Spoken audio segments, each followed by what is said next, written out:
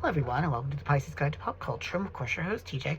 Today just doing a quick reading update on Robin Hobb's Assassin's Apprentice, which I had the fortune to buy on sale at Barnes & Noble a couple weeks ago. I've only just really started it. I'm only about 50 pages in. But I have to say that it's quite an entertaining novel, and I've really put off reading Hobb for years, even though, she's obviously one of the giants of contemporary-ish fantasy.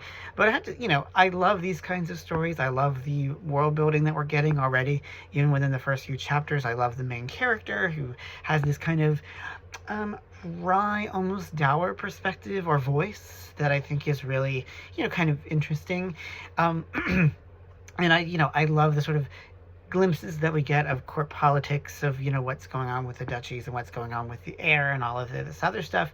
At the same time, as it's also fitting very neatly into our sort of traditional fantasy archetypes, with the character that we'll know as Fitz being a sort of orphan who is basically thrown out by his grandfather, his common-born grandfather, just to be sort of taken up by the royal family. And there are already glimpses, even within the first few chapters, that he has some kind of magical ability that I'm sure is going to become to play a much more significant role as the book goes on.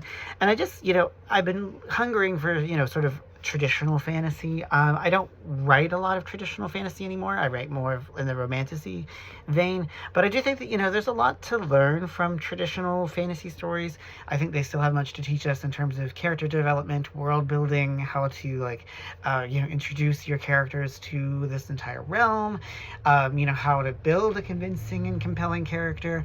And so for that reason, I think it's it's helpful to turn back to our forebears and not get so caught up sometimes in trends and whatever happens to be selling, at this exact moment. But, the reason that works like Hobbs, I think, are useful are not just that they're pleasurable to read, they are, but that they can teach us as writers and even as readers to sort of understand these plot and story elements that are so important.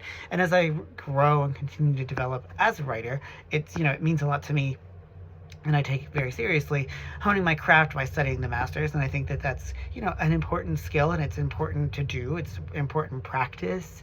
And so, as so often, I enjoy, reading books, not just for themselves, but what they teach me and what, what they can help illuminate for me as a writer and also as a reader. So anyway, that's just my little spiel. I haven't made it very far into Assassin's Apprentice, but I'm already loving it, and I can't wait to kind of finish it and share my thoughts with all of you as I go along, because I think it is truly one of those fantasy novels that is very much to be savored, and I will always be willing to do that. So, as always, thanks so much for joining me here at the Pisces Guide to Pop Culture. I'm your host, CJ. Take care, y'all.